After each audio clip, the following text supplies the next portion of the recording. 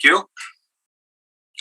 Morning, everyone. I'd like to call the meeting to order and to acknowledge that we're in Treaty 1 territory, the home and traditional lands of the Anishinaabe, Ojibwa, Innu, Cree, and Dakota peoples, and in the national homeland of the Red River Métis.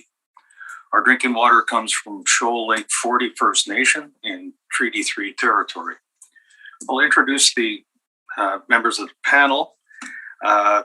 In the committee room is Mr. Robert Upton, and joining us via Zoom is Ms. Valerie Werhun. My name is Stu McPherson, and I'll be chairing the hearing today. The assessor for today's hearing is Mr. Jason Brown, and the recording secretary is Jaswinder. Pardon me. We'll be hearing applications for revision of the assessment roll in accordance with the Municipal Assessment Act. The matters for which revision is requested have been described in each application. We'll limit discussion to those matters. The statements that are made at this hearing are sworn testimony. Anyone speaking to the matters must be sworn in. Please be advised, comparisons of assessments of properties are not considered evidence of market value by the Board of Revision. The Board of Revision is appointed annually by Council. It's independent of it and the City Administration. It makes its decisions on the basis of the evidence provided at this hearing and issues a written order that will be mailed to all parties as soon as possible. Please note that the board's decisions with respect to an application may be appealed to the Manitoba Municipal Board if the matter pertains to assessed value or classification, or to the Court of King's Bench if the matter pertains to the application of exemptions from taxation.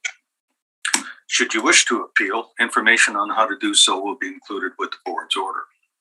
With respect to the hearing process, I'll confirm the points of appeal with the property to be addressed with each applicant following the swearing in. We'll then have the assessor's testimony followed by questions the applicant may have, and then the applicant's testimony followed by questions. Each side will have an opportunity to summarize if they so wish. Once all of the evidence about an application has been brought forward, the applicant may leave and the process will repeat for each among the docket. The session will close after all the applications have been heard and the board will deliberate in private and make its decisions. You'll receive the board's decision by registered mail as soon as possible. Just as information, all public hearings are live streamed, recorded, and will be part of the public record. Mr. Secretary, will you swear the two parties or affirm the parties, please? Yes, thank you. Mr. Sampson, please state your full name. Jason Brown. Thank you. Do you affirm that the evidence you are about to give at this hearing is the truth, the whole truth, and nothing but the truth? I do. Thank you. Mr. Dupont, please state your full name. Henry Dupont.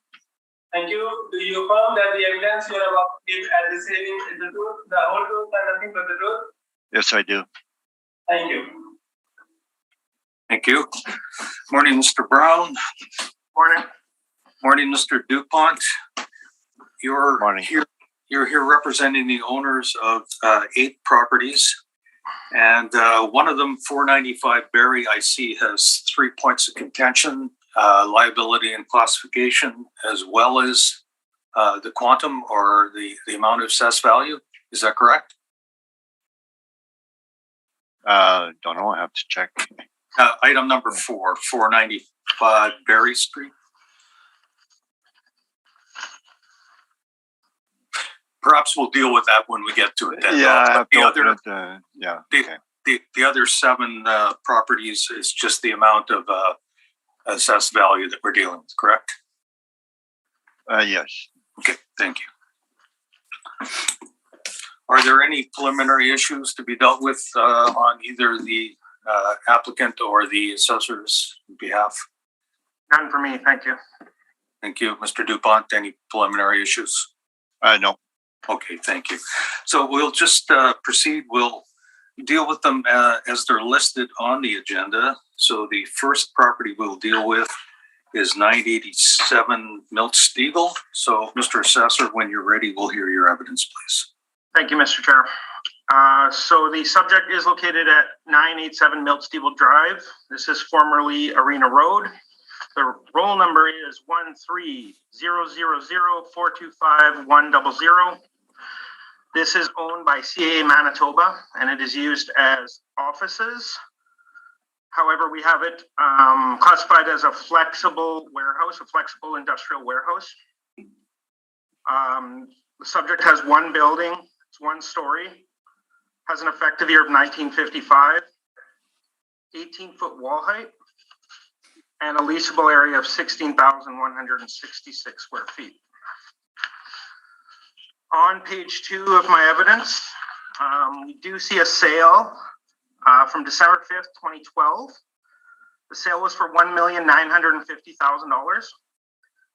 The sale was from an owner to a tenant, so not arm's length in that regard. However, there was an appraisal for $1,800,000. And then there was mention of a roof repair for $169,000.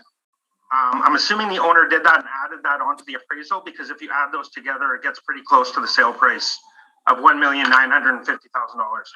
And that will be on the sales mailer, which we'll see later on in my evidence. On page 3, I have some rental comparables. Henry and I actually agree on rent for this property, so I won't go through those for this property. On page 4, we do have cap rate information. That is a contentious issue on this property, so I'll just quickly go through the industrial portion of this, which is located near the top in the second set of rows. So the city's using between the 20th and 80th percentile, a range of 5.55 up to 7.45. And then we can see the 3 outside sources, which Colliers ranges from 6 to 6 3/4. Seabury ranges from 5 3/4 to 7 1/4. And Cushman Wakefield ranges from 6 to 6 3/4. On page 5 of my evidence, we have the income workup for the property. Once again, this is a flex warehouse. So we'll see that in the higher rents. We have 16,166 square feet at $7.31. Once again, that is not an area of contention. We're using a vacancy loss of 7% and expenses at 3%.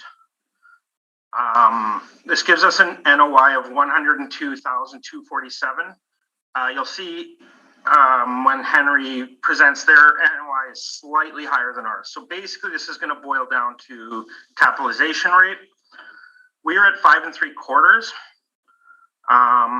So yeah, you're going to see a range from 5 3/4 from the city up to 7% for Altus.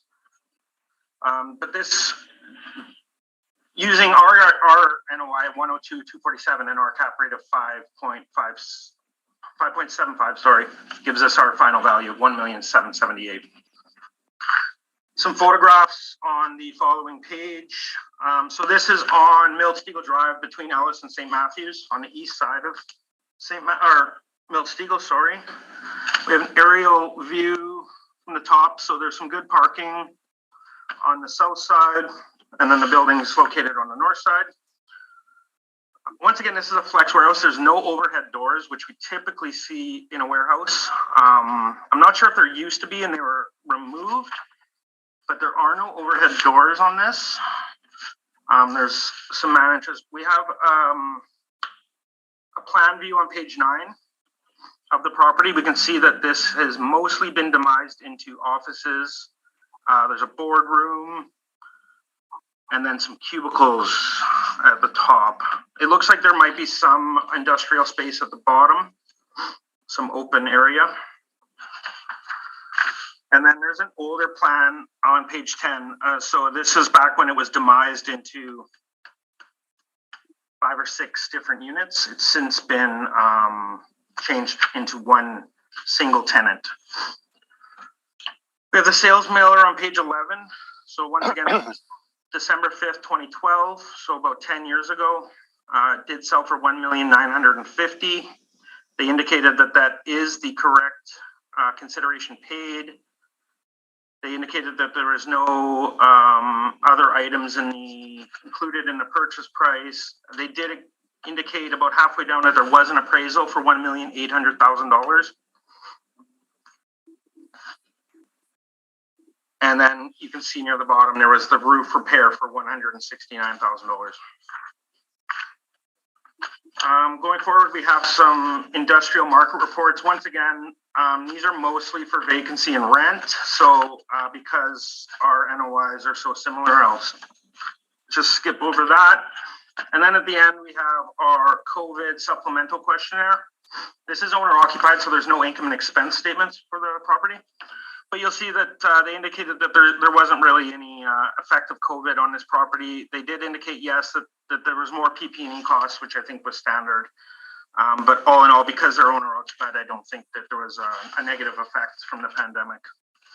So based on that evidence, we ask that this property be confirmed at $1,778,000. Thank you.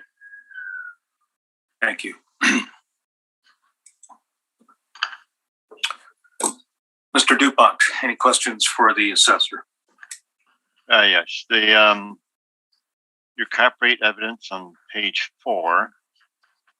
So you show the cap rates for Collier, CBRE, Cushman, and you start 5.7, 5.55, but Collier starts at 6 for industrial A, 6 to 6 3/4, and CBRE 5 3/4 to 6.5. And the B's are higher, 6. So would you agree that your cap rate on this property is lower than these 3 market reports? I do agree with that. Do you know why you would have given us such a low cap rate for this property? In my opinion, the rent is a bit low on this, and therefore I think the value is good. But I think if you brought the rent up a bit and maybe brought the cap rate up a bit, it would be maybe a little more acceptable for this property. So isn't the rent actual in there? So why would you want to increase the rents? Well, they're owner occupied. Owner occupied. Then you have 731 rents. Is that correct? Correct. Yeah. And would you say it's in the Class A or Class B? This is not Class A, no. And like I said, it's been converted into more of an office use. So, I mean, at that point, you could almost look at the office cap rates as well, which do have a lower bottom end for Collier starting at 5.5, CBRE starting at 5.5, and Cushman all starting at 5.5.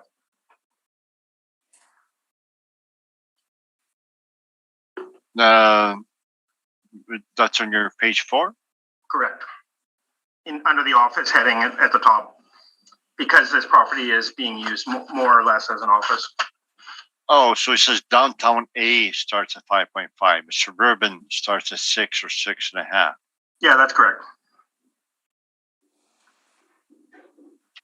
Okay, that's all questions. Thank you. Thank you. Ms. Weron, any questions for the assessor? None at this time, thank you. Thank you. Mr. Upton, questions? I don't think I have any right now. Thank you. Thank you. I wanted clarification on one thing here. The sales mailer on page 11. Yep. Does that differ from the sales mailer on page 12? No, it accidentally got pasted twice, yes. Okay. I just wanted to make sure I wasn't missing something there, that you had a different point to make. Page 12 was supposed to be the second page, but for some reason the first page got posted twice. Okay. And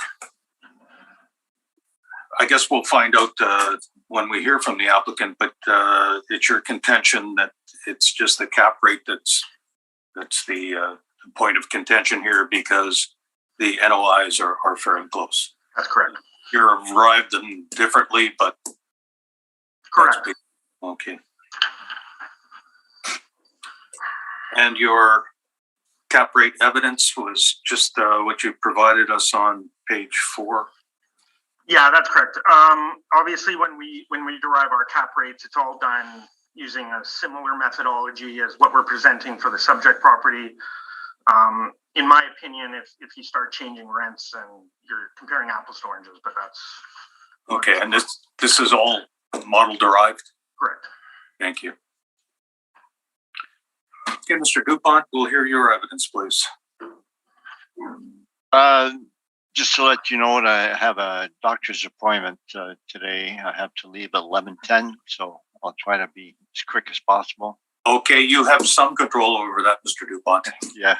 I will also be quick. Thank you. Yeah, as you take my report, I guess you can go to my human approach on page 15. So we dispute the cap rate. You see the at the bottom, we have the assessor's parameters. Shows their rent 731. That's what we use also, so we don't dispute the rent. We don't dispute the shortfall. The only thing we do dispute is we show as management. It's actually non-recoverable expense. And we have a special report that we gave as evidence here. So there is other expenses that the owners do not recover. So like leasing fees and other things that are non-recoverable. So the assessor used to have the 5% fee, and they removed it. So we still dispute that. Our cap rates are derived by removing that fee also. So it's kind of related to the cap rate. So part of our report, we show the cap rate, same as the assessor from Collier, CBRE, and Cushman. We show those particular cap rates. We compare to 2018. And then we have what Altus has at the bottom and what our cap rates are. And then we have to decide where the subject fits into that. So we have the market report. We also have a cap rate report, which has comparables. We can quickly go through that. So on this one, I chose a cap rate of 7%. At the bottom of the page, you will see 2020. The assessor had the cap rate 7%. Altus had a cap rate 7%. And the board had decided, based on the verbal rec of the assessor, 1,525,000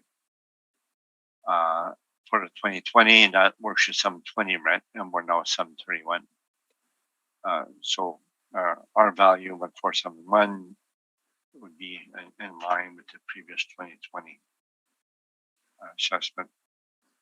Cap rate report. I'd like to go through that now. I had opened it, but now I have to find it.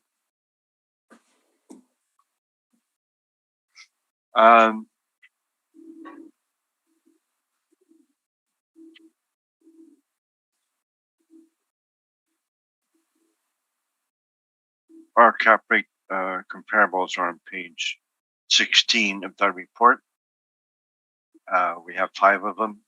Debates, 6.5%, built 1980 to 2001. 879 to Layton, 6.94. Sorry, what page are you on? Oh, what page? I'm on page 16 of the cap rate report. Okay. Oh, okay. Yeah, sure you're not there. Sorry.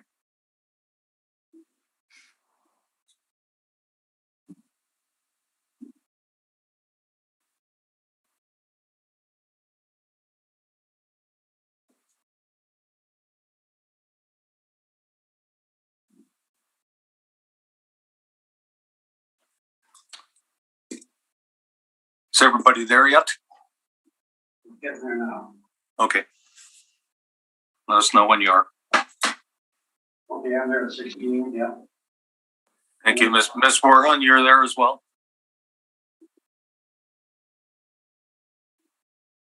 Sorry, page 16 of. Yes, thank you. Thank you. Okay, Mr. Dupont, proceed, please. So those are sales. We have 2 groups of sales. These are sales 2017, 2015, and then the next group of sales on page 17. And those sales are 2020, 2019, etc.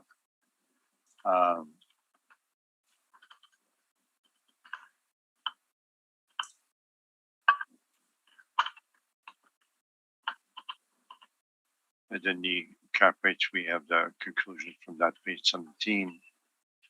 And then we have the actual calculations and the appendix to start on page 20. And then in the end, we both rely on the market reports. So it's always a matter of trying to figure out where a property fits and all that information. So that's all my report on the cap rates and the subject property. Thank you. And the cap rate you've applied is 7%, is that correct? I have to find it again now. Yes. Thank you. Yeah, I was just saying cap rate is 2020. Yeah. Sorry. Just trying to get back to this.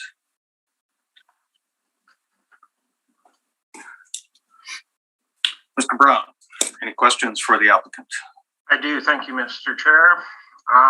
So just quickly on your page 15 with your income workup, you also have a list of the outside sources for cap rates. That's correct? Yeah. Okay, and they're showing, you're showing from 18 to 21, and they're showing a decline from anywhere from a quarter point up into a full point. That's correct? Yeah, Cushman is different than the rest. Yeah. Yeah, Cushman's showing it for Class B, a decrease from 1 down to 3/4, correct? Yeah, they were higher last time. They had a top rate 7.75 and the others at 7.25 or 7. So they came down because they were higher last time. Okay, that's so part of the picture. Yeah. it appears that they're compressing a bit. Yeah, so there appears to be some compression, yes. Okay, thank you. That's going to your cap rate evidence on page 16, and then just so I'm understanding this correctly, page 16 was the older sales. It looks like these are 15, 16, 17, 18. Yes, we have a group of older sales and a group of newer sales, yeah. And those are all ranging from 6 to 7%, correct?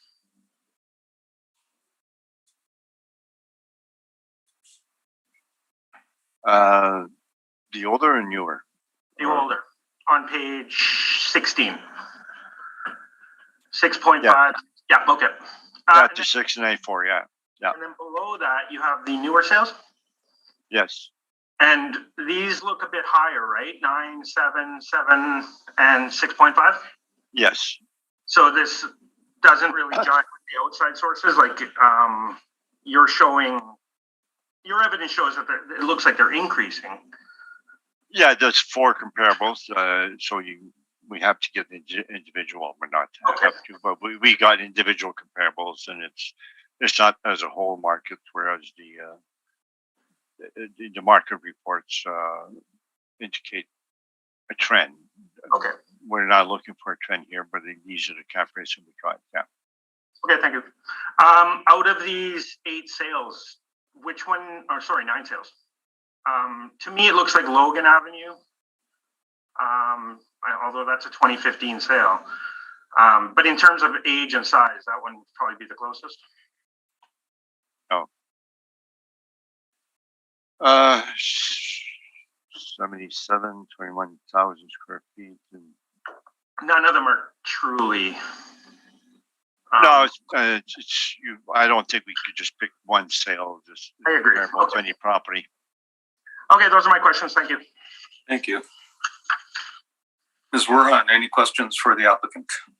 Not at this moment, thank you. Thank you.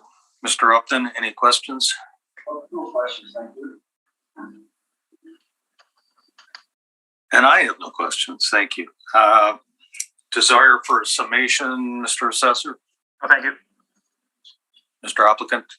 No. Thank you.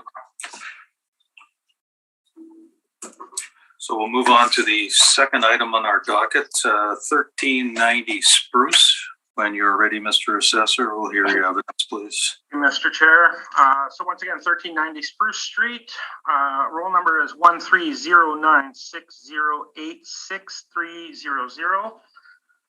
This property fronts onto Spruce Street. It backs onto Valor Road, and it is south of Notre Dame. We have a 2023 assessment based on a reference date of April 1st, 2021 of $2,125,000. This building has a range of build dates from 1980 to 2006, 2006 being an addition. We're using an effective age of 1989. They have a range in wall heights from 16 feet to 24 feet. And these are masonry bearing walls. We have a leasable area of 23,252 square feet. I have some rental comparables on page 3.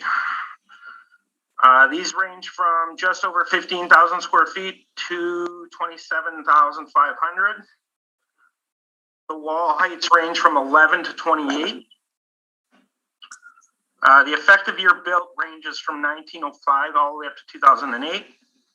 And we can see a range in rents, a low of $7.24 and a high all the way up at $11 per square foot.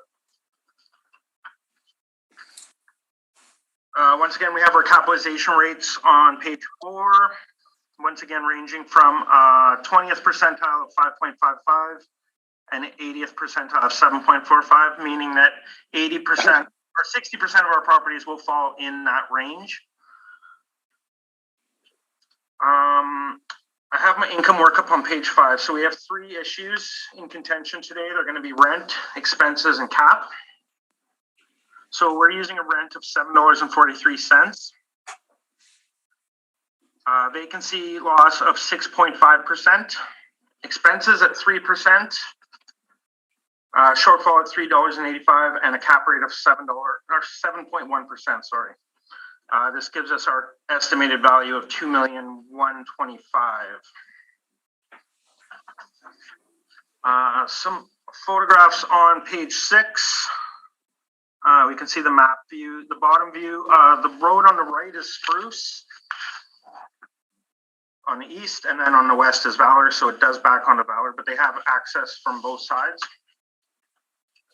I have some street view photographs on page 7 and 8. And there's an interior photograph on page 9. So this is obviously the one we're seeing on page 9 is obviously the addition, which if we look on page 8 would be the bottom portion, the bigger side.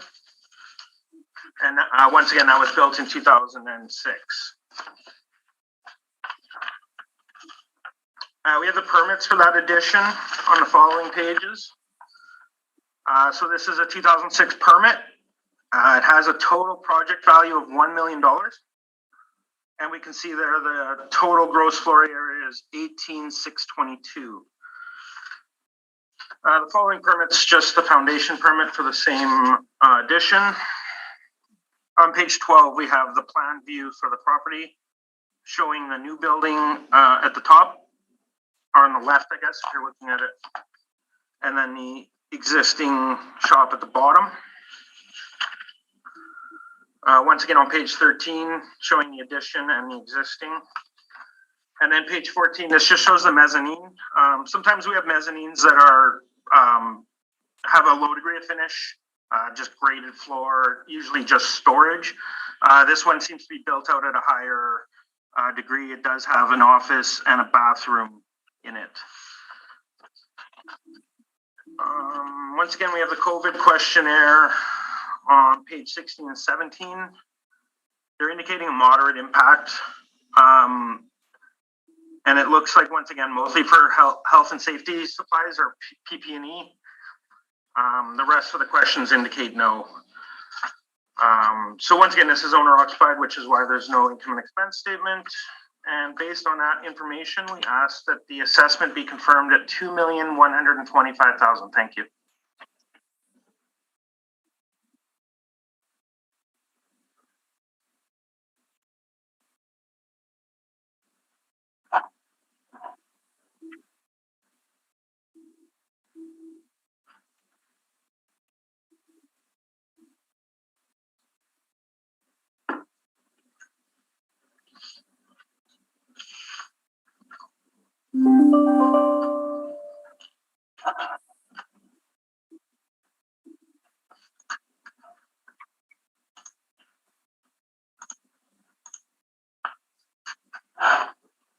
Mr. Chair, you're mute.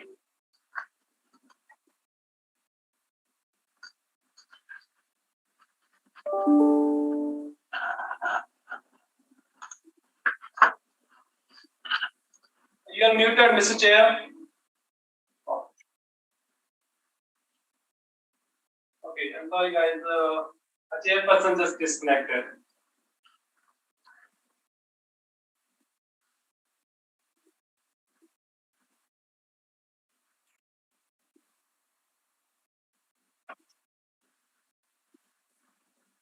Wait.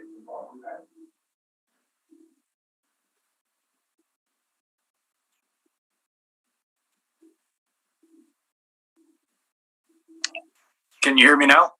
Yeah, we can hear you. Thanks. Yeah. Sorry, I don't know what happened there. Or maybe it's the connection. Are we all? We're still in session. We are all good, yeah. We can't see you, Mr. Chair.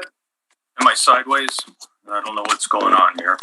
So I think, yeah, it's not on yet. Okay, as long as everyone can hear. Okay, so we've just heard from Mr. Brown. So, Mr. DuPont, do you have any questions for the assessor? Would you believe the location on Spruce is not as good as the rest of St. James Industrial Park, which would be on King Edward, St. James Street, or Century? Would you?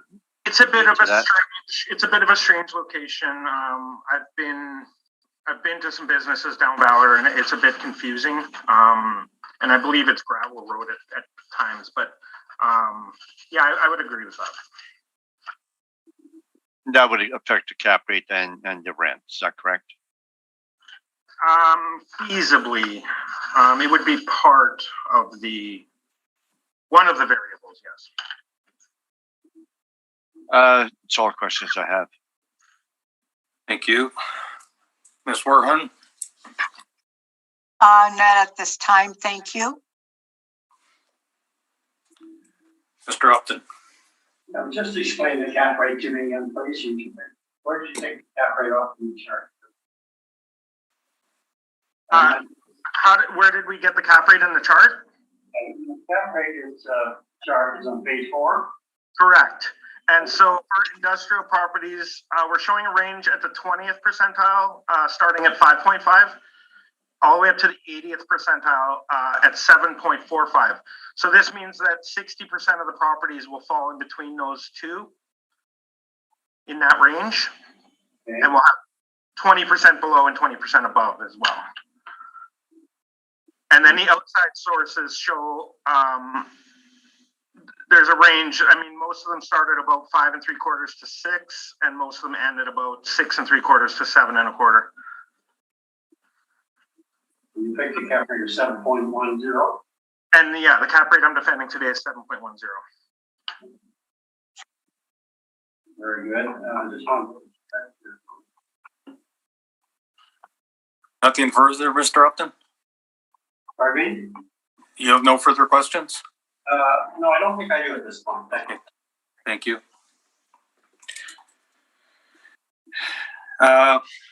This is model driven as well. Okay. And your cap rates, this is the entire city. It's not stratified by regions or anything of that sort. It's just overall in the city. Correct. Some regions will have either an adjustment based on location, but we're not showing that on that page. Okay. Thank you. Mr. DuPont, we'll hear from you, please. Yes, so my report, well, you see the photos and which you saw also with the assessor. And the map, it's on Spruce, so it's a bit on the outside of the rest of St. James. So it's an inferior location. And the income approach is, we have some rent comparables, on page 13. We have 9 comparables. So we show the sizes, 10,000 to 38,000. Show the rents.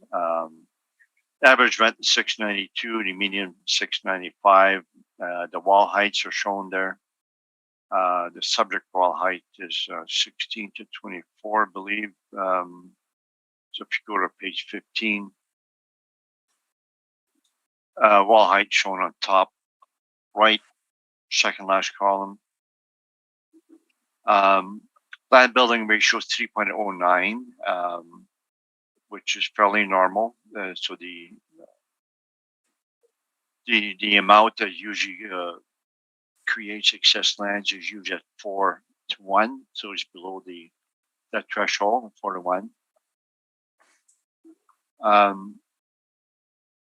We show the gross floor or upper areas larger than the plan area. So the rent that we apply is $7, and the assessor believes $731. I have to go back. 743. 743. Okay. At the bottom of the page, we show 2020. The board a revision gave a decision that works in $7 rent. The cap rate was 7.8 last time. We use 8% this time.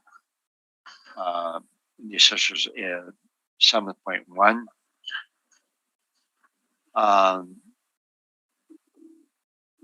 So because of the location, I believe the cap rate should be on the higher side. So the rent, we're off a bit on the rent, and we're off a bit on the cap rate. And I don't think there's anything in the subject that would make it superior. And in that sense, it's also the location that's a negative feature. So that'd be my report. Thank you.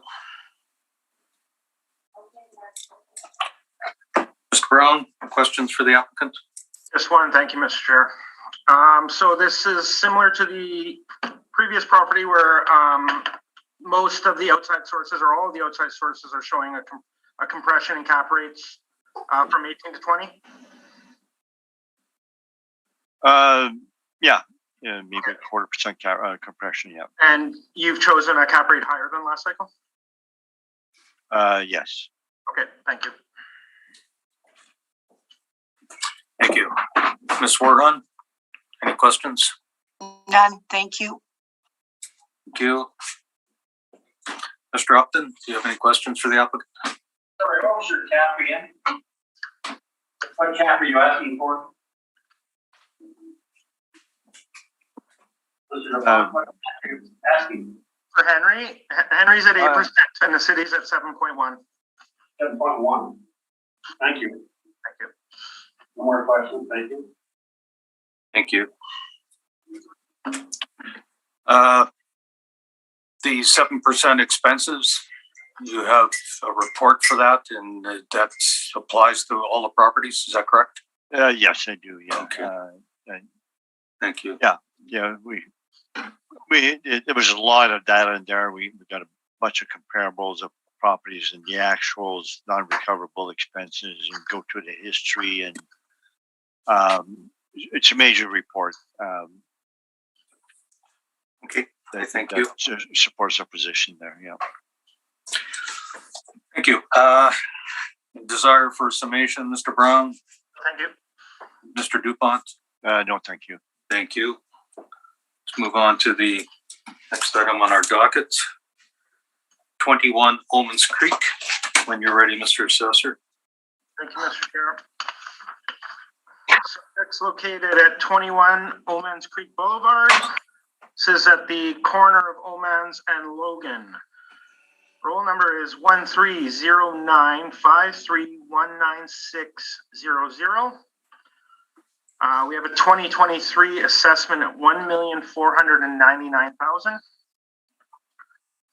This is a tenanted building. There's an electric company. The property has offices and warehouse. Subject is one building, one story, built in 1992, 22-foot wall height. Built built from metal frame and walls and has a leasable area of 9,638. There is a vacant land sale on page 2.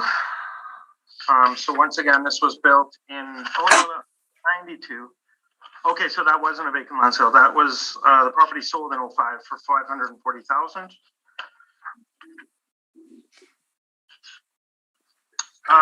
Once again, cap rates on page 4, ranging from 20th percentile at 5.55 up to 7.45 for the 80th percentile. I have some rental comparables on page 3. However, you're going to see that Altus actually has a higher rent, so I won't go through those. Seems that I have the capitalization rates once again on the next page. And then my income workup on page 5. So once again, Altus has a higher NOI of about $6,000. So I won't go through the rent or the vacancy loss because in the end of the day, Altus is higher. This is going to boil down strictly to cap.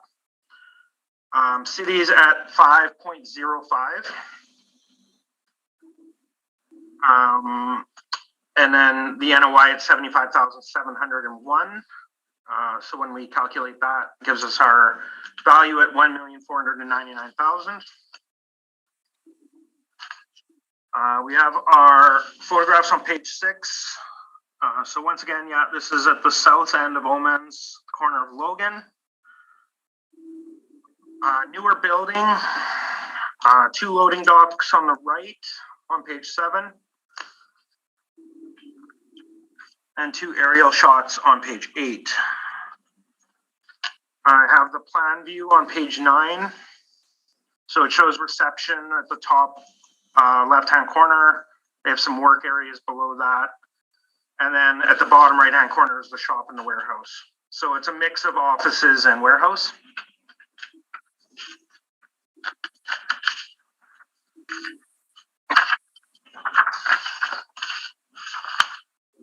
And based on that, we asked that the assessment be confirmed at 1,499,000. Thank you.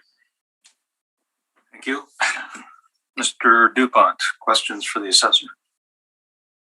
Yes, so the cap rate 505, that's the lowest one you have here today. So why would you have a higher or lower cap rate?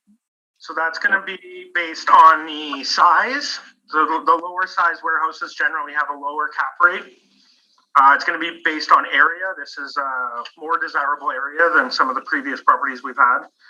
And it's going to be based on age. This is a newer building, 22-foot wall heights, metal frame construction.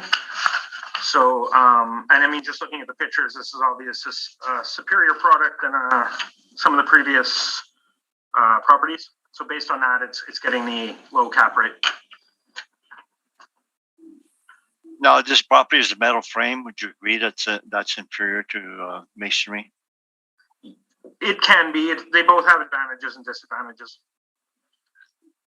And this property has only 1 grade door and 1 loading dock. Would you agree that's on the low side? For this size of building, I don't believe. It's single tenant, so I believe that's adequate for this type of operation. So you would agree it's not a Class A, though? That would make it a Class B? Well, it's single tenant, and it is located in an industrial area. It's probably has some issue or some of each, I would say. I'm not sure. So would you believe it? Do you agree it's a Class B building? It depends on your definition of A or B. Some of the different companies have different definitions, but I would say it's most likely a B, but a very high-end B.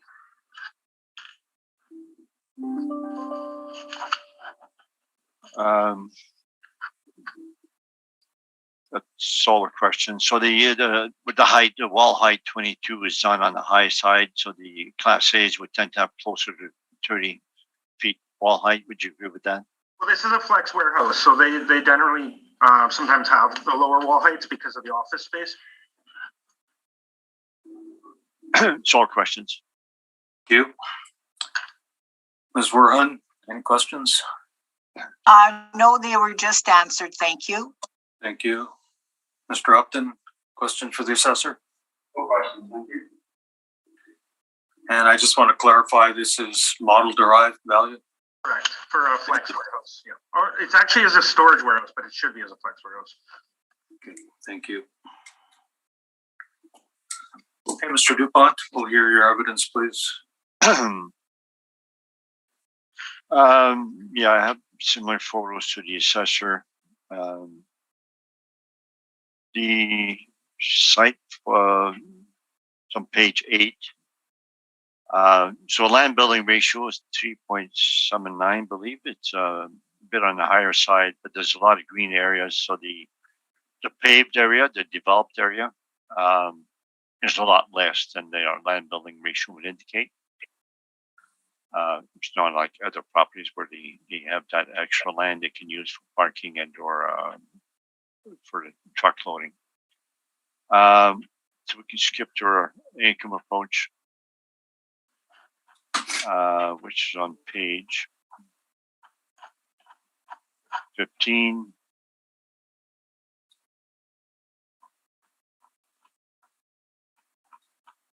So I have the remarks on top there, and I have in yellow that loadings, one great door, one loading dock, and metal frame. So those are negative features. Built 1992, and it's Omens Creek, so its area is pretty good. The actual rent of the properties we use 9.66 per square foot, 10 net lease. So we're higher rent than the assessor because we're using the actual rent. We have the same vacancy, same shortfall as the assessor. Cap rate, we're 6.5, and the assessor is 5.05. At the bottom of the page in 2020, there were 6%. We were 7%, and the board was 6%. And then choosing the cap rate, we show the Colliers CBRE Cushman there again. So the Collier starts at Class B 6.25.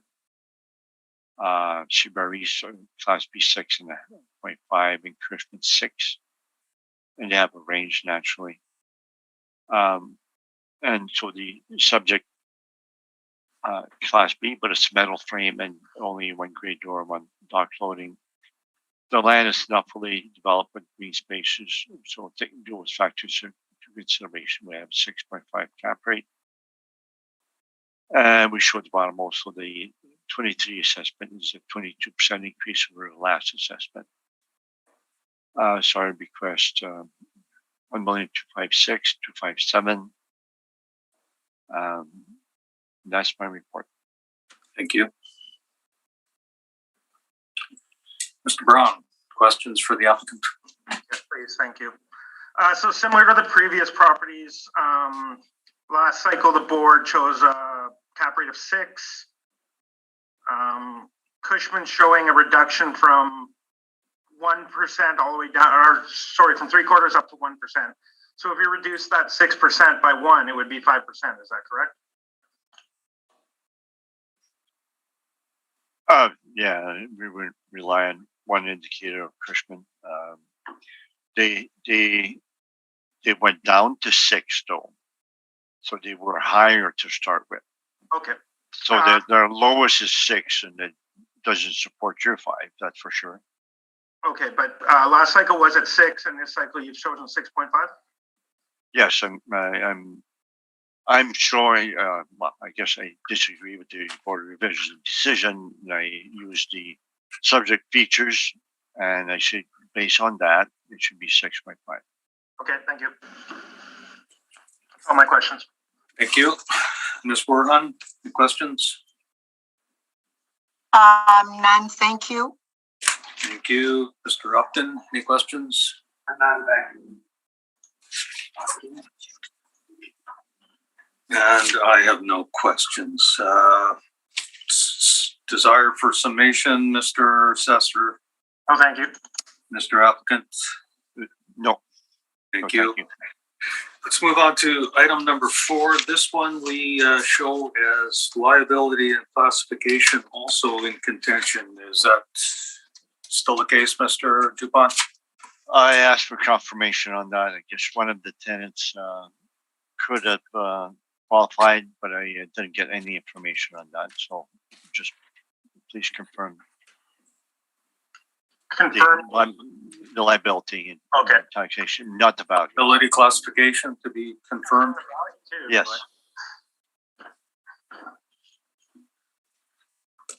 Okay, then we'll just deal with the amount of the assessed value. So it's 495 Berry Street when you're ready, Mr. Assessor. Thank you, Mr. Chairman. Subject's located at 495 Berry Street. This is the southeast corner of Berry and St. Matthews. Roll number is 0702191600. And we have a 2023 assessment of $1,815,000. This is office retail. There's 6 small CRUs, about 1,000 square feet. And then we have one large warehouse that's about 24,000 square feet. So a bit of a mix. So it is 7 premises, 1 story. Effective year built, we're using 1960. Wall heights range from 11 to 16. And we have a leasable area of 31,000.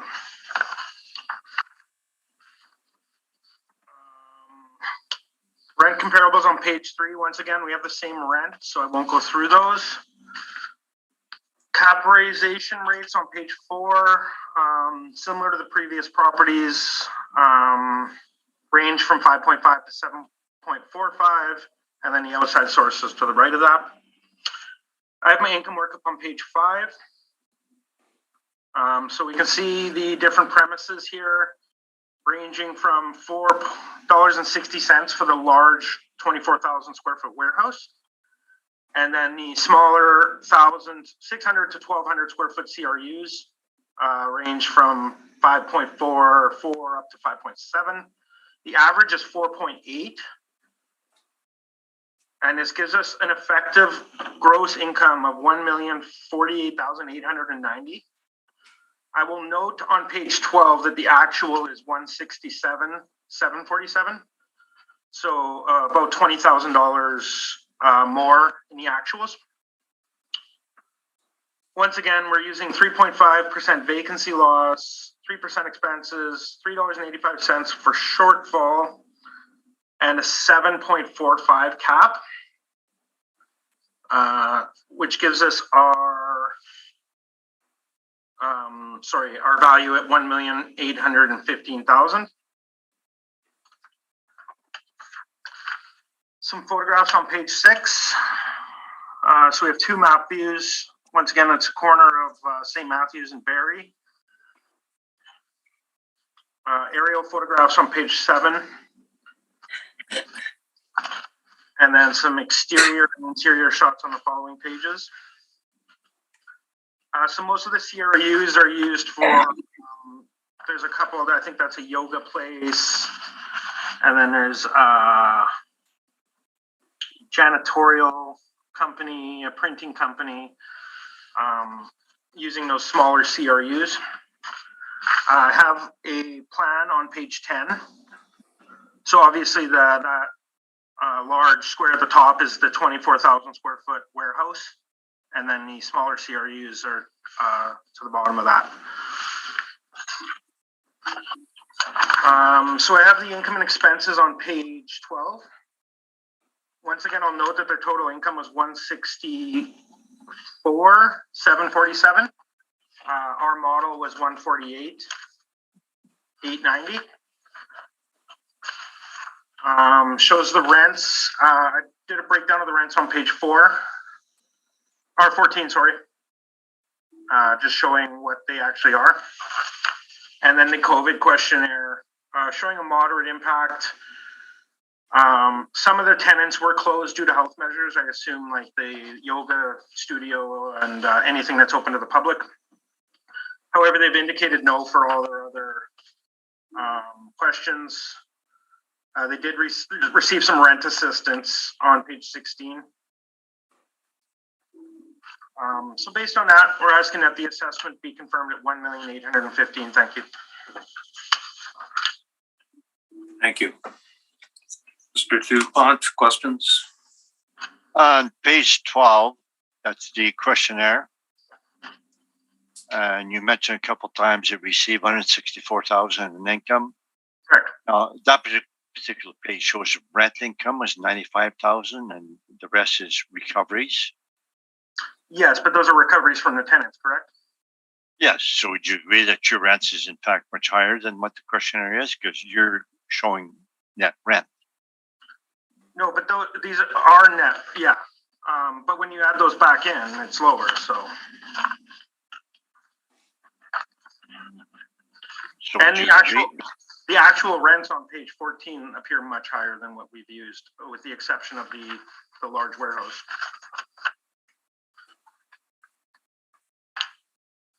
Anyways, would you agree that the 164 is a gross rent, whereas you're using a net rent? So those two figures are not comparable. Yeah, I was just stating that their total income was higher than what we've used.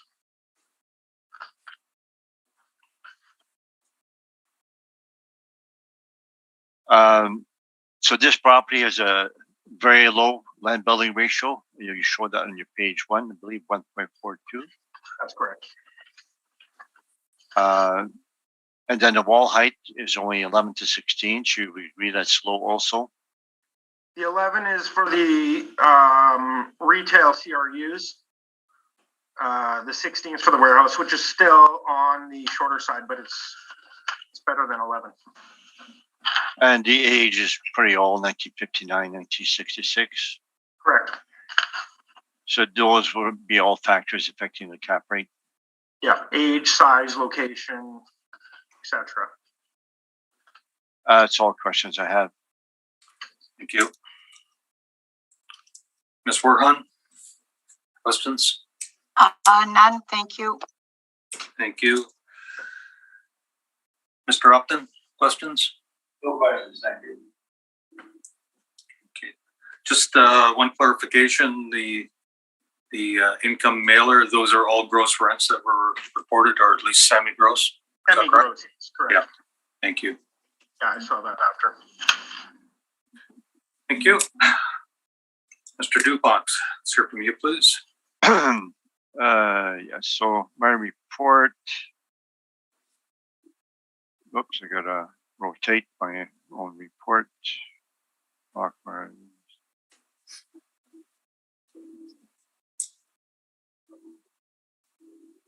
The photo, then we should just go to the map page. Aerial photos at page 8. So you can see from the aerial photo, that's virtually very little land that they can use just in the front.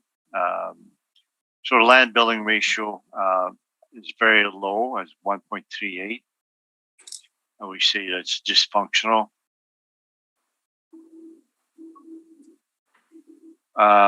So now we can just go to my valuation.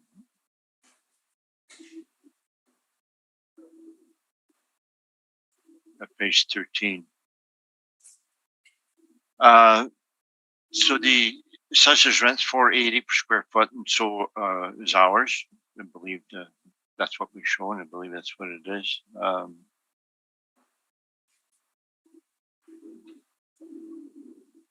No, actually, the assessor's 2,000 higher than us.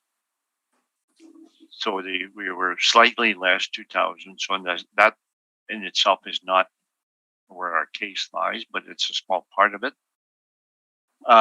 We agree with the assessor's vacancy and shortfall, where we have the 5% non-recoverable expense. And we use 8% cap rate instead of 7.45.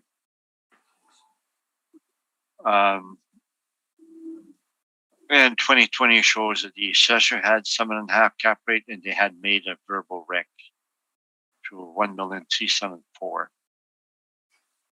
We were using 8% cap rate last time. And I see my remark shows that the settle 8% cap rate with zero non-rec. So we had settled at $1,301,000. The value increased 32% since last time. And now when I work things out, I'm at $1,596,000, which is still much higher than 2020.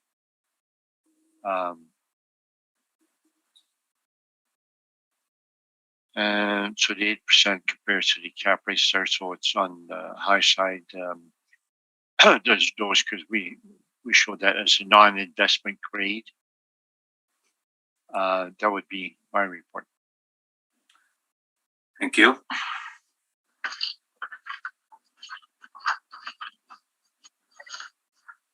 Mr. Brown, questions for the applicant? Just one, thank you, Mr. Chairman. So exactly the same as the previous properties. You've chosen 8%, which is the same as last cycle, despite some evidence of cap rates compressing. Compression at the most would be 4%.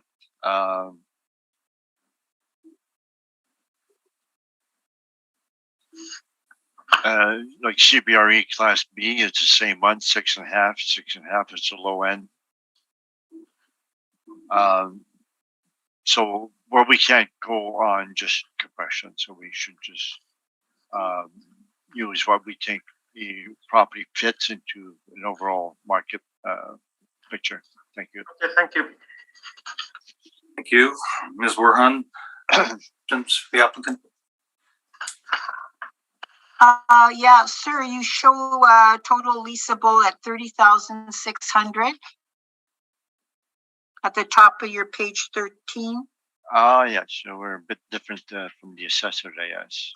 And yes, that was just going to question that. And okay, I'm wondering if the assessor can tell me why he's showing 31. I can actually. Thank you.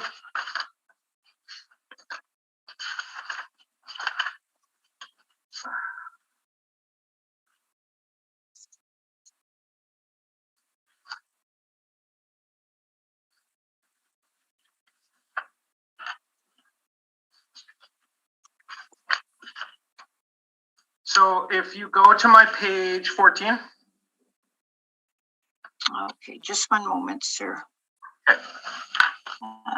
Your page 14. Sorry, I'm doing this on my phone, so.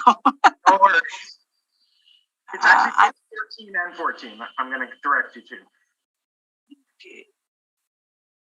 Okay, I just lost it. No problem. Okay, all right. So page 13, this is what the property owner sent us when we requested information, and this is their tenant verification form. Okay. And they show the leased areas for all of these companies, 1,000, 600, 1,200, 1,500, 800, 1,500, and 24,000. Uh-huh. So I've added those up on page 14. The square foot column on the left, 30,600, and that's what they're indicating to us for their leasable area, which, yeah, it looks like we're low by about 6,000. And Henry's got the correct. So we might have missed an area. Low by 400 square feet. 400, yeah. Because You're at 30,600. Am I looking? Oh, sorry, I'm looking at the wrong property. Yeah, we're looking at 400. The discrepancy of 400 square feet. Yeah. Okay, I see it now. Yeah, that could probably is just like a mezzanine somewhere. Probably, yeah. If you look on page 10. Okay. It looks like one of those CRUs in the middle might have a mezzanine on it, just a small one. Okay. Okay, thank you for the clarification. That's all for now. Thank you. Thank you. Mr. Upton? Thank you. Once again, just model derived? Correct. Okay. Thank Thank you. Mr. Dupont, when you're ready, we'll hear from you, please. Oh, I'm sorry. Yeah. We've been through it already. Yeah. Yeah, we've been through that. I'm sorry. Is there any desire for summation, Mr. Brown? Thank you.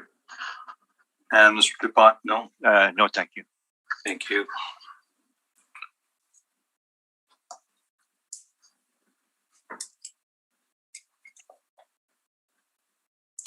Let's move on to the next item. 915 King Edward. When you're ready, please. Thank you, Mr. Chairman. Property is located at 915 King Edward Street. This is the northeast corner of King Edward in Saskatchewan. Property roll number is 07001928-100. I have a recommendation for this property. What is your recommendation? $1,849,000. Mr. Dupont, were you aware of this recommendation? No. And are you in agreement with the I With can the tell you recommendation? based on if you like. first I'd like to, Okay. Mr. Well, Dupont? I gotta open my own Okay. brief. I'm still in the opening stages.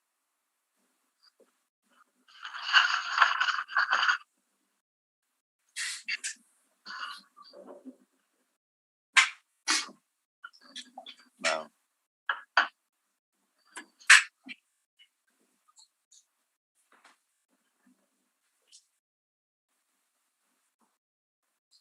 It appears not. No, it appears still quite far from our value. Okay, then you can proceed, Mr. Assessor, with your recommended value. Is that? Yep, Okay. that's perfect. Thank you. Thank you. So this is a flex warehouse. Consists of 4 premises, all 1 story, built in 1962, 16-foot wall heights, and 24,617 square feet of leasable area. First of all, we have a sale in 2008 for $1,120,000. Page 3, I have some rental comparables. My recommendation is actually based on adjusting the rent to actual. So we now agree on rent at $5.84. So I can take you right to page 5. So rent was at $6.19 average. I've reduced that to $5.84. And I've kept all the city parameters the same. This generates a revised net operating income of $122,950. 122950. Correct. Thank you. Capitalized at 6.65%, generates the revised value of $1,849,000. So because I've adjusted the rent, we're going to see the 2 issues in contention. It's going to be expenses and capitalization rate at this point. On page 6, I have some map views. So once again, on the corner of Saskatchewan and King Edward. Aerial view on page 7. So these are retail CRUs with some industrial warehouse and loading doors in the back and on the sides. Street view on page 8. And then we have some interior photos on page 9. So these are typical of these flex units where you walk in and there's a reception desk in the front. It's generally for ordering parts and whatnot. And then in the back you have these racking systems, and this one can even accommodate a forklift, as we can see. So it's basically they just supply all these parts and then for the public to come in. Page 10, we can see there's also a furniture store in this unit, or in one of these units. So that's obviously a retail space. Same with on page 11. Picture of the loading docks on page 11. And then a couple dark interior shots on page 12. Here's some rental information from the last time they had a vacancy. Looks like, I believe this was in 2018 or 19. Looks like they were asking about $6 triple net for a 5-year term. And then just some of the features of the building beneath that. So income and expenses on page 15. I'll note that their NOI was almost $156,000 versus the city at $122,950, and these are net rents. So based on that, we ask that the assessment be confirmed at $1,849,000 as per my recommendation. Thank you. Thank you. Mr. Dupont, questions?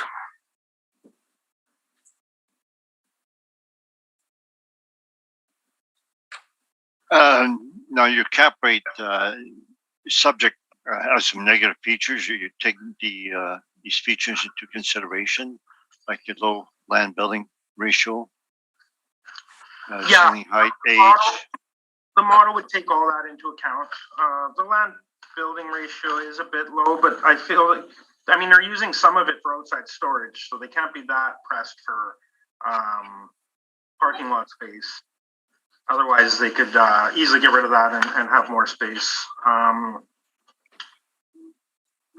yeah, no, we've taken into consideration the size, the location, and the wall heights and land to building ratio. It's all questions I have.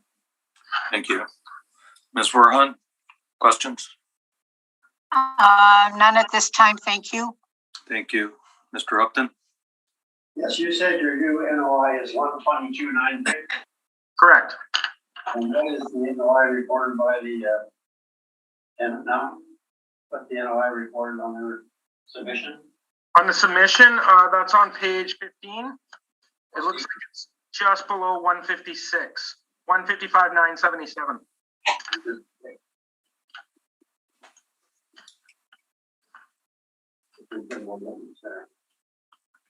Okay, thank you. Thank you. And I have no questions. So, Mr. Dupont, when you're ready, we'll hear from you, please. Yeah, so the start off with the photos.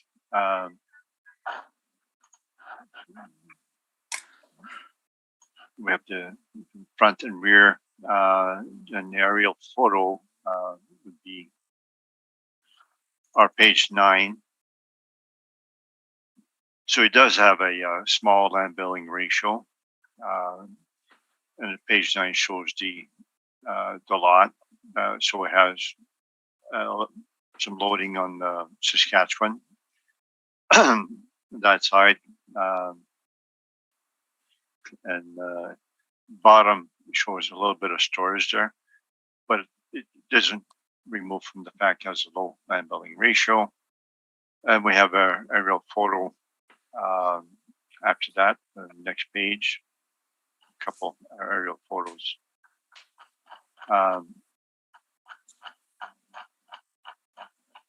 So then we can go to my income approach. So page 16.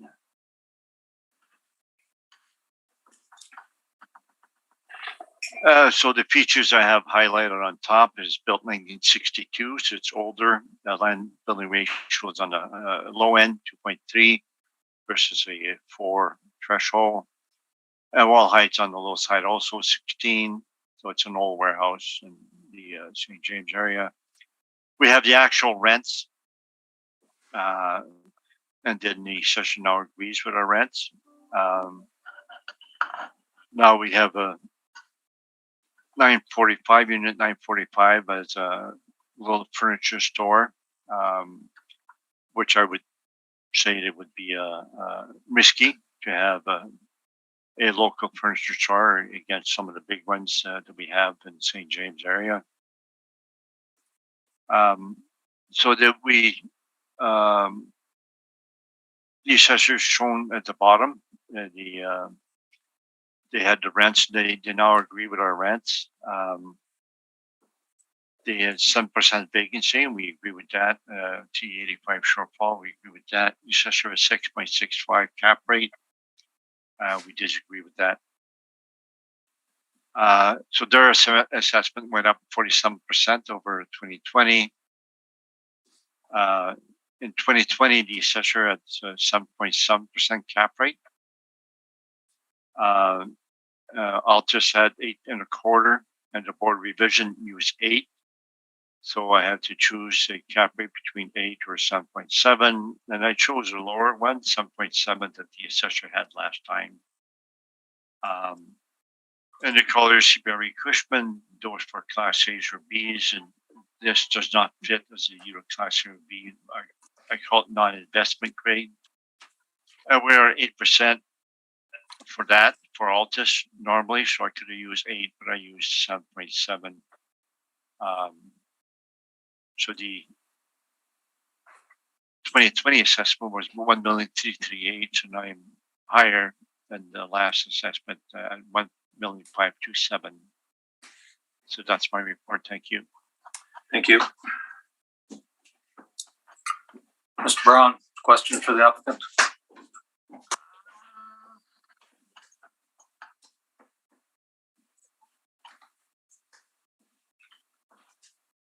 I'm okay. Thank you, Mr. Chairman.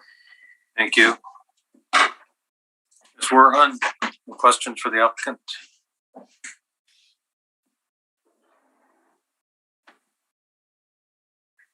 You're mute. No, not just, no, no, thank you. Okay, thank you. Mr. Upton, any questions? No questions, thank you. And I have no questions. Thank you. Having no summations this far, can I assume that there's no desire for the rest of the hearing as well? Correct. Yes, no summation. Okay, Yes. thank you. I will not ask then. So let's move on to the next item on our docket, number 6, 865 Bradford. Mr. Chairman, I could have a 5-minute break. Certainly. We can do 5 minutes. It's, what time is it now? 10:30. 10. Okay, it's 8:30. Yeah, 10:30. Yeah, 5-minute break, please. Thank you. I'll call the hearing back to order. We're just about to begin with item number 6 on our docket, which is 865 Bradford. So when you're ready, Mr. Assessor, and hear your evidence, please. Thank you, Mr. Chairman. Subject located at 865 Bradford Street, roll number 0700235750. We have currently have a 2023 assessment of $2,039,000. I'll take you right to page 2. We have a sale, December 31st, 2020, so very close to the reference date, for $1.9 million. We have not received a sales mailer yet, but having said that, going to page 5, this is my income workup for the subject property. So knowing that the sale on December 31st, 2020 of 1.9, this is the model value, $2,039,000. So the model was actually very close to the sale. Potentially bang on with a bit of time adjustment even. I'll just note that we used a 5.8 cap to get to that $2,040,000. But based on all that, based on the sale price, I'm going to recommend the value of $1.9 million. And I just wanted to show that the model did get to very close to the sale price with the 5.8 cap. Okay, so you're recommending the sale price of $1.9 million.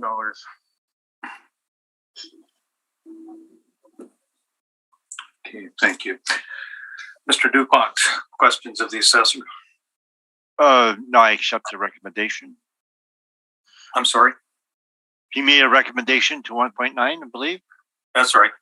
Yeah, I accept that. Oh, okay. Thank you.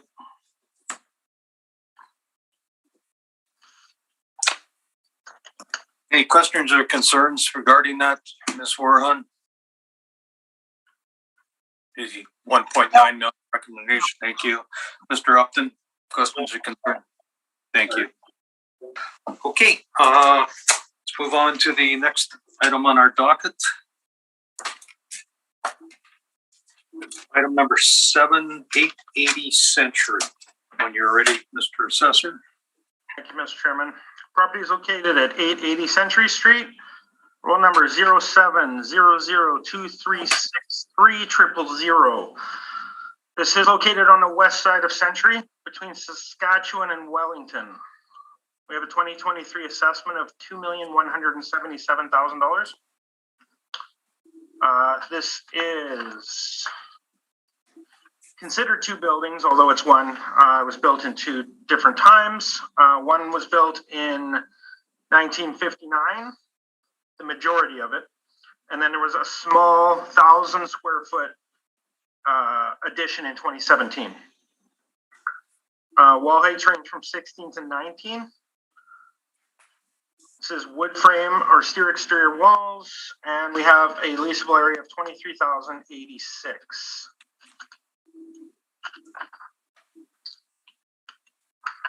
We do have an old sale in 2009 at 1.1 million. We have a lot of comparables on page 3. These range from 15,000 square feet all the way up to just under 30,000 square feet. Once again, the subject is 23,000 square feet. We have wall heights ranging from 15 to 23. Once again, the subject's at 16 to 19. We have year built between 1952 and 1975, with the subject being in 1959. And then we have a range of rents from a low of $6.50 all the way up to $8.78.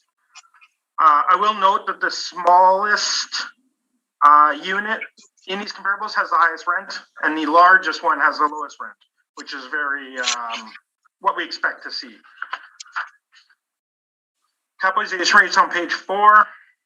Once again, the range is from 5.55 to 7.45, being the 80th and 20th percentile. We have 4 items in dispute today.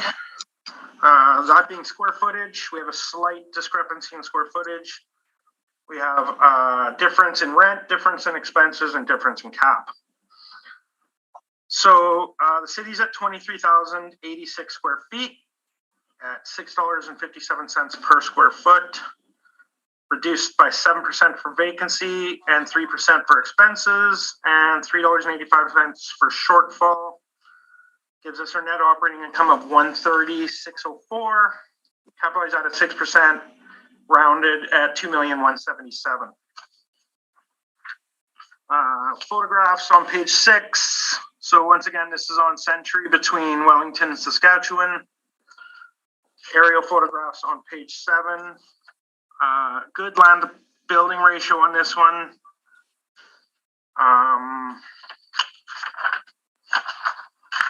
Street view photographs on page 8. Interior photographs on page 9. So this is, it's got some retail space to it. It looks like a power sports type retail. Page 10 shows that addition in 2017, we have it as. It's 1,046 square feet, which I believe is going to be the difference in square footage between Altus and the city. Page 11, here's the plan from that addition. You'll see the new loading dock and new entryway on the right-hand side. And that's going to be the 1,040 square feet. And then we have our COVID questionnaire on page 13. Similar to the other properties, moderate impact, and it looks like it's mostly from cleaning and supplies and PP&E. Income and expense statement on page 15. This is owner occupied, so there's no rents to be gleaned from this. And based on that, we ask that the assessment be confirmed at $2,177,000. Thank you. Thank you. Mr. DuPont, questions for the assessor? Your cap rate is a bit on the low side for a subject. It's built 1959, so it's quite old. It's one of the oldest today. And wall height is medium, 18%. So would you not agree that the higher cap rate would be indicated? I mean, if you look at my comparables on page 3, the oldest building has, it does have the lowest rent. It would affect the cap rate as well.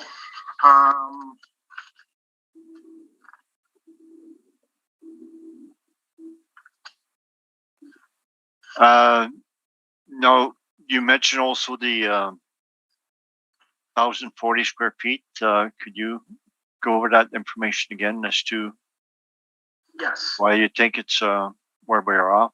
Well, it just so happens that we're exactly 1,040 square feet apart on square footage. And it just so happens to jive with this permit on my page 10 and 11, where they added a new vestibule. And it's exactly 1,046 square feet. So to me, that just makes sense that would be the discrepancy. But perhaps you have different information. No, I don't. That's all the questions I have. Thank you. Ms. Verhun, questions? No, the question for the discrepancy in square footage was answered, so thank you. Thank you. Mr. Upton, any questions? Any questions? Thank you. Thank you. And the 1,046 square foot, that's the 2017. So the majority of this building is 1959 originally. Is that correct? Very much correct. Yeah. Thank you.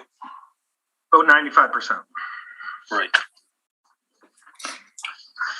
Okay, Mr. DuPont, we'll hear from you, please. Yes. So I would agree to the assessor's area. It's basically a vestibule, so it's an entry. So it doesn't add much to the value, but it's the actual square footage. So I will agree to that.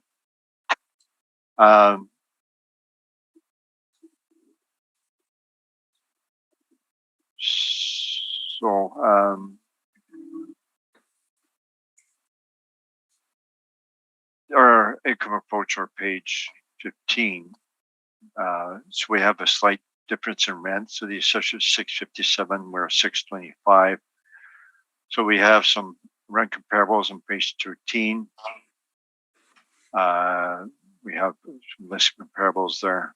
And these average 6.06, median 5.77. And we have to take into account their different features, but it is very old property, 1959. So at the bottom of page 15 shows that the 2020, the assessor had at 588 per square foot. We did not appeal.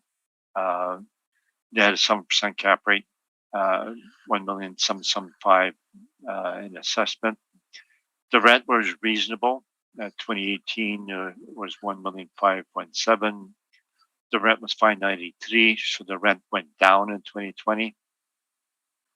That's the main reason we did not appeal. So now the rent went up at 23% increase. So therefore, that's why we're now up. So we do a rent 625, which is higher than 588 last time, which we believe to be reasonable based on that and the comparables. Then we have the cap rate is the big issue. The assessors at 6%. They were 7% last time. Now they're 6%, so there's a big difference there. There again, we believe it's non-investment grade. The negative feature for subject from 1959, wall height 18 to 19 feet. So the cap rate, 7.25 to me would be reasonable. You would have to adjust our value slightly to allow for the 1040 square feet extra. And that's my submission. Thank you. Mr. Brown, questions? Just one, thank you. So this wasn't appealed last cycle at 7% cap rate? Yeah, that's right. Okay, and this cycle you're coming in at 7.25%? Yeah, but we didn't appeal because of the rent 588. Now we're 6.25, so we're higher on the rent. Okay, thank you. Thank you. Ms. Warhun, any questions? None, thank you. Thank you. Mr. Upton? You're requesting now 1562, is that the right number? Are you requesting 1,562,000? Yeah, 1562. Sorry to change it. Well, to make a quick thing, if I just multiply by the increase in square footage of 4.67%, that would vary my value to 1,635,000. 165. Okay. 1,650,000? No, 1,635,000. 1,635,000. Okay, thank you.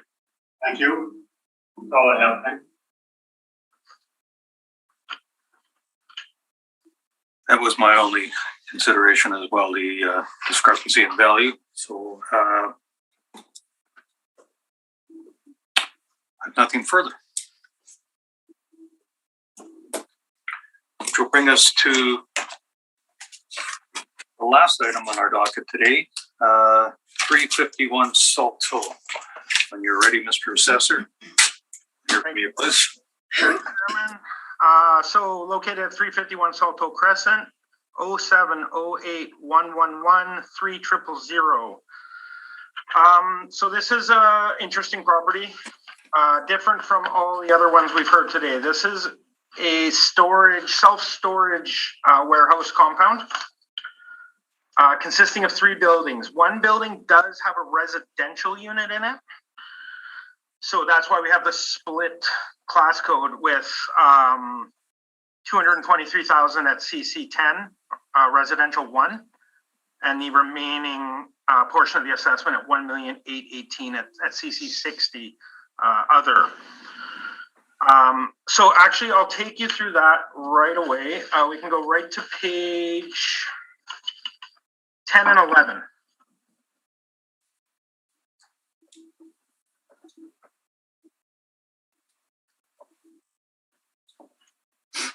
So on page 10 and 11, we have the plan views of the property. There's 3 buildings, building A, B, C. And you'll see at the bottom right-hand corner of building A, there's a dwelling and office.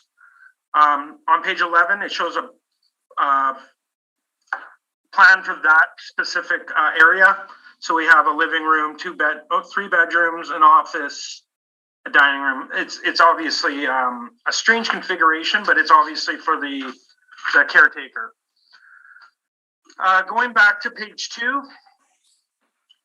we have a 2016 sale at $1,789,999. So I'll note that that's not much lower than the 2023 assessment, despite it being 5 years prior to the reference date. On page 2, we have the income workup for the apartment unit. So it's one suite at $1,297 per month. Vacancy of 3.2%, expenses of 44.42%, and a capitalization rate of 3.75. This generates a value for that one residential unit at $223,000. On page 4, this is for the storage warehouse. Now, I don't agree with the way that this was valued on our behalf. These used to be done on cost. Then we've gone to a price per square foot net, which is not how these things operate. They're very small units. The rent would be significantly higher than $6, but it wouldn't be net, it would be gross.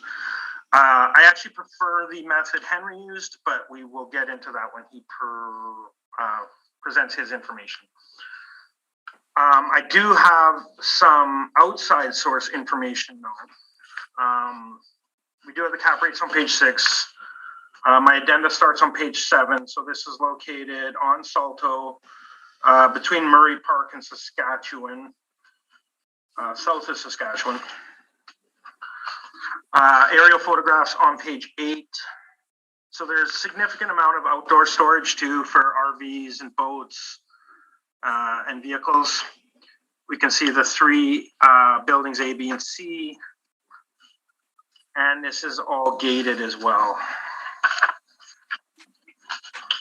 We have some information from their website at the bottom of page 11 and on page 12, just showing their different unit sizes. Page 13, so this is Colliers, did a market report on self-storage. I've actually reviewed a lot of self-storage. I've noticed that they've been increasing in value. The sale prices have been generally significantly higher than our assessments. And that's because they're just, and this is what this is kind of going to go into, is that they're easy to manage. The vacancy's low. Really is what they found is that these are really very good investment properties. So page 14, they start into an introduction into self-storage, showing the different types. So obviously this would be closer to the type on the left. The type on the right's more found more in larger areas like Toronto and big urban centers.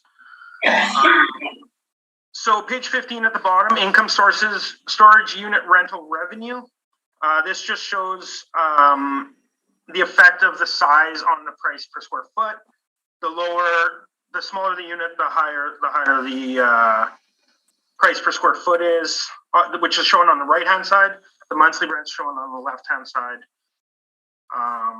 And then they break it down between low price and high price per square foot. And then obviously going from left to right, smallest to biggest units. On page 16, so these properties also have secondary revenue sources. So sometimes they have office space for lease. A lot of them have the modular pods you can rent. So they bring those to your house, you fill them up, and then they bring them back to their storage yard. They have vehicle and boat and car storage. And occasionally they even have retail selling boxes and moving supplies and whatnot.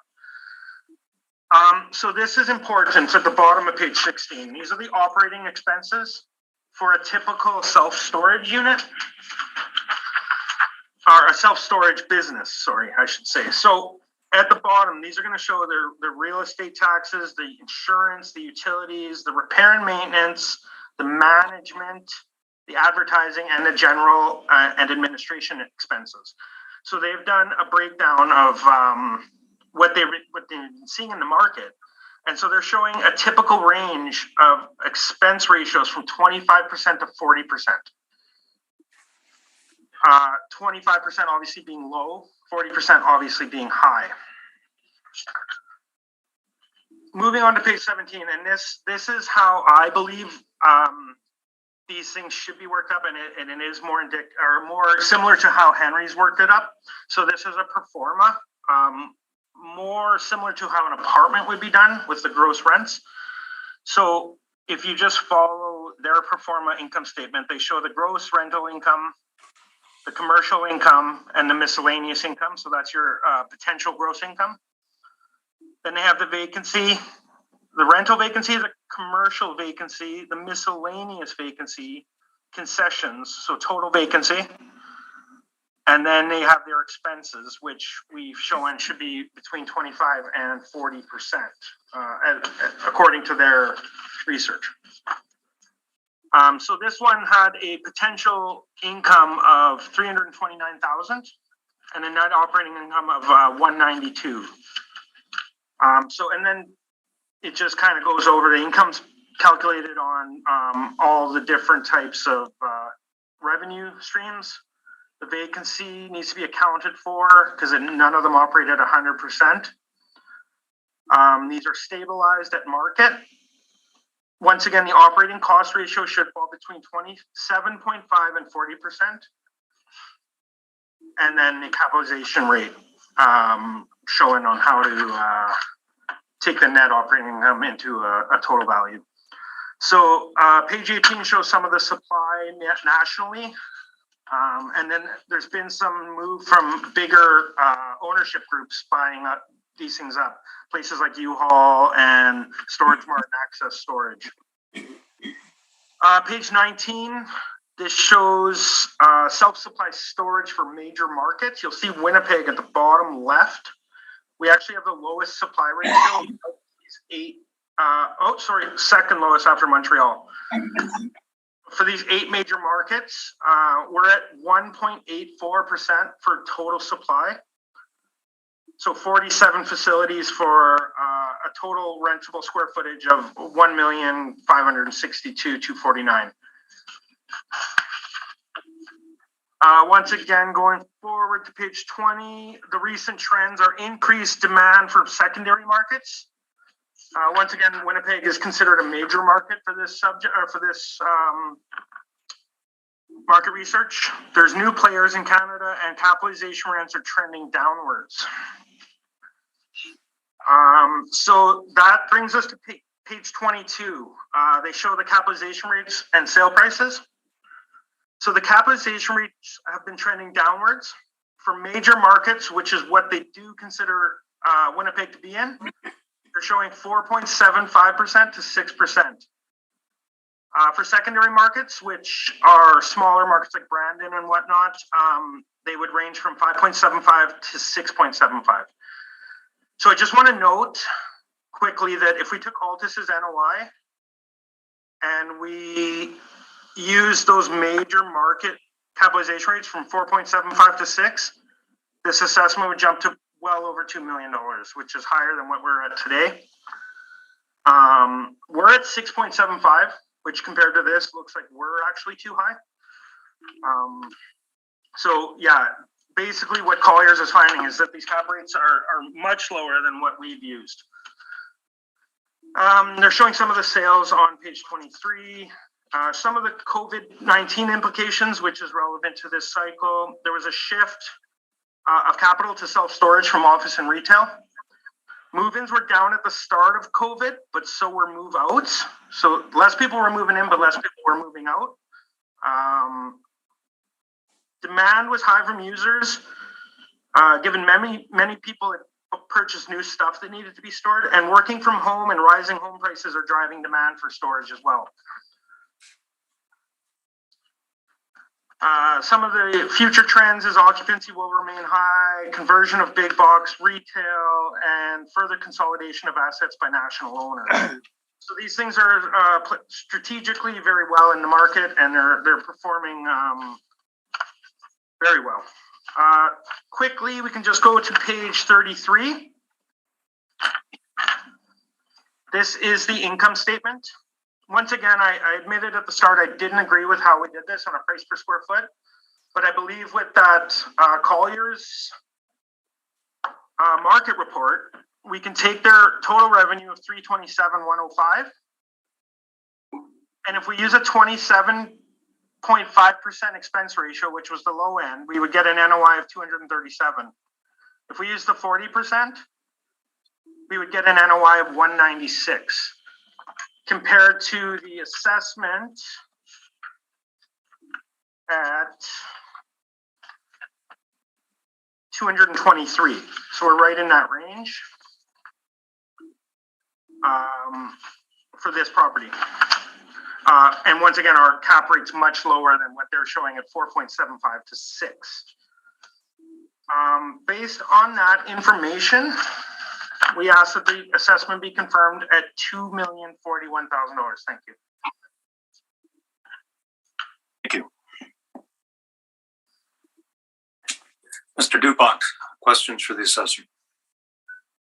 No, page 11 of the Colliers report, they have some typical expense ratios, etc.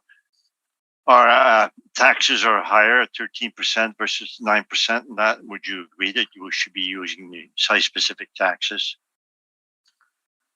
Which page, sorry? Your page 17. Okay, yeah. Obviously, this performance done on a property that we don't know about. It's very feasible that our taxes are higher. What were the taxes on this? Taxes were 43%. Yeah, so I have it at 13% of our. Yeah, that's about AGI. right. This was about 9%. So there's definitely going to be some, and I think that's why they have a range of 27 to 40, is because some of these things are variable. And the advertising also, they have like 0.9%, I believe, 0.94, and the actual advertising subject is 4.3. That's So going to be up to individual owners. It looks like the average owner on page 16, the typical owner is spending 5 cents to 35 cents on advertising. Yeah. Per square Would you foot. agree, though, whether it's typical or not across Canada, that we should be going site specific? Well, site specific's great if we had some comparables to compare it to. Just because one company spends $30,000 on advertising doesn't mean that's actually a market expense, correct? No, it's market because it's directly related to revenue and the that they're getting. What if a competitor was only spending 1% and getting the same revenue? Would you still say that's a good expense to be spending your money on? Well, same as apartments. Some will spend more for advertising, others because they need it. Everything is on a site-specific basis. So if the rents are too high and they're pushing the market, then the market pushes back. So the site-specific vacancy should always be used for any type of property. Site-specific, but with comparables showing an actual range that would be considered normal, correct? I would not go with any range or anything from a national. Certainly not. No, I mean, I asked you the question. Okay, yeah. And that's it's my view that Colliers did a very extensive report here across Canada, and this is what they're showing. So that's my opinion. That's the only questions I have. Thank you. Ms. Werhan, any questions? None at this time, thank you. Thank you. Mr. Upton? Just to be clear on this, you have the apartment at 223,000. Correct. House at 1,818,000. Correct. Is that correct? Correct, and then combined would be 2,041,000. Right, and the apartment cap was 3.75. That is correct. What's the warehouse cap? Warehouse cap was at 6.75, which is significantly lower than the Colliers range. Okay, cap on warehouse. Significantly higher, sorry. Okay, thank you. Thank you. Thank you. So just to summarize here, you say you don't agree with the method that the assessment department has used, but you're not making a recommendation on a revised value because the method you think should be used comes up higher than, am I paraphrasing? I'm paraphrasing. No, that's correct. These are difficult to value. The price per square foot, I don't feel, because there's no comparables. These are like 500 square foot units. They're gross rents, they're not net rents. I don't agree with that. You're correct. However, I do feel that if we look at the income and expense statement, look at the revenue, and then apply expense ratio to that, and then you could use my cap, or you could use that range of caps from Colliers. And yeah, at the end, I do feel that we're actually probably too low on this. Yeah, but it's basically hypothetical because you don't have actual costs, correct? Correct. Yeah, just the income and expense statement. Right. I'm not relying on those expenses. I don't feel that they're fine with market. Okay, I thank you. Mr. DuPont, when you're ready, we'll hear from you, please. Yeah, the first page shows the assessment. So they have a commercial assessment and a residential assessment, mainly because there's a caretaker there. So when we come to total value, we'll say, well, this is a total value, and we'll deduct the value of the residential assessment from that. So you can go straight to my income approach, which would be nope. I gotta rotate my own view counterclockwise.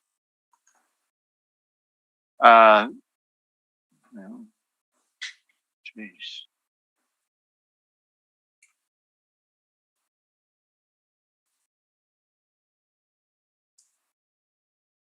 Page 13, yeah. So I valued it like an apartment block, like Jason said, so that we have the 2 years statement, we have the income, we have the discounts, etc. We stabilize at the actual 2020 income, line 3. The residential income is line 11. The assign a rent of 10,800 to it. Then the caretaking allowance, line 29, is the rent. They take it back off as an expense because it's a free rent. So they were giving it a value, then they deducted it. We stabilize expenses, each individual item. Repair and maintenance is relatively on the low side, 10,000 per suite, 10,000 overall, sorry. Then it shows line 28, the caretaker wages, 25,000. The taxes are 43,000, and that's 13%. And their Colliers National Survey is 9-something%. So our line 33, our net operating income is 115,000. And this is similar to the assessor 122. They did it a different way, as if it were an industrial property, whereas this is a storage rental. But there is a difference. We should use a site-specific one that we arrived at 115,000.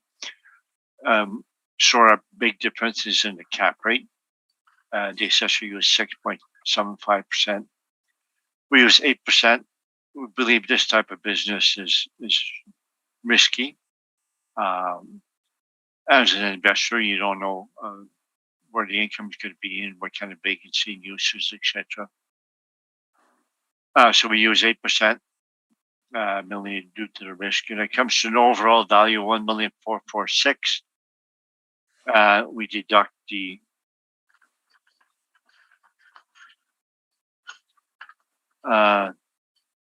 city NOI.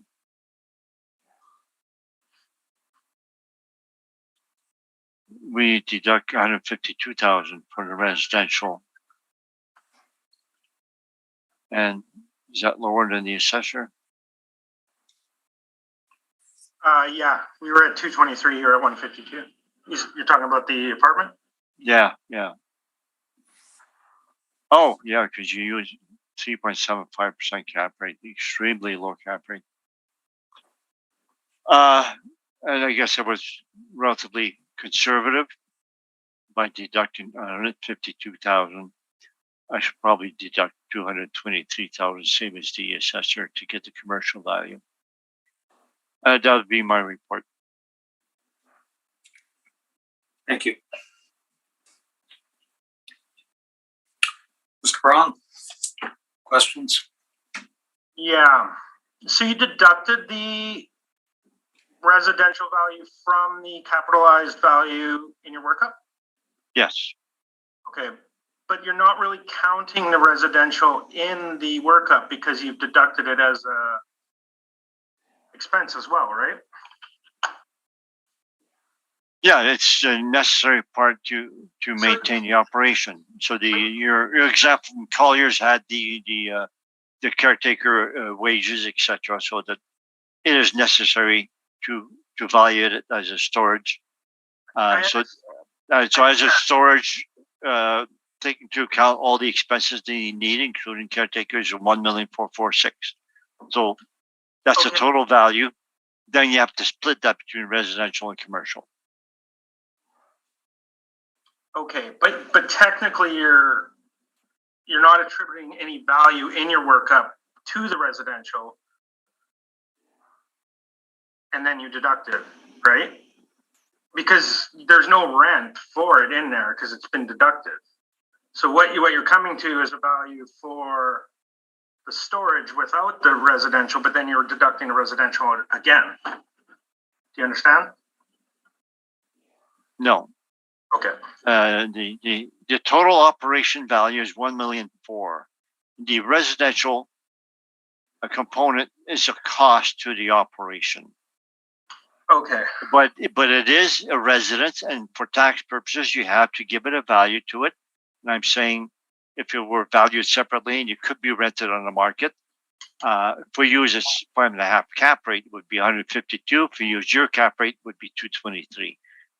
So the total value includes a residential component. We have to deduct that from the total value. See, in my mind, that 1,446,000 is the value without the residential, and then you would add it, but we'll just agree to disagree. The 8.4% for management fee, would you agree that that's a bit high? Generally, usually around 5%? No, this is, I don't think we can say storage is generally 5%. That's a site-specific management. So that's why I went with. But when you say site-specific, it's just one property, right? You don't have any comparables for your expenses? No, I use this. If somebody would be buying this, it would not be looking at what the management fee are for other properties. They would look at this one. Well, they would look at what they think they could run it with. So, and just one last thing, your expense ratios are 71.8, 73.7, 68.2, and you stabilize at 64.3%. That's correct. Yeah. Okay, and then your cap rate at 8%. I guess you don't have any storage cap rate comparables? No. Okay, and that is significantly higher than the range that Collier showed? You do have a national range, no cap rate comparables. But they do mention Winnipeg in that report, so they did look at it. Those are all my questions. Thank you. Thank you. Ms. Warren, questions for the applicant?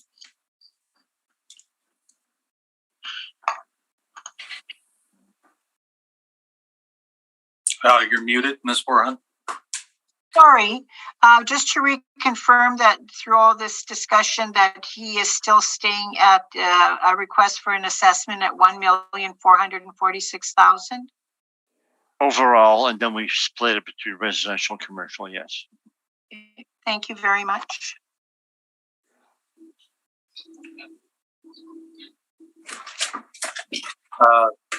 Mr. Upton? Questions? Thank you. No questions.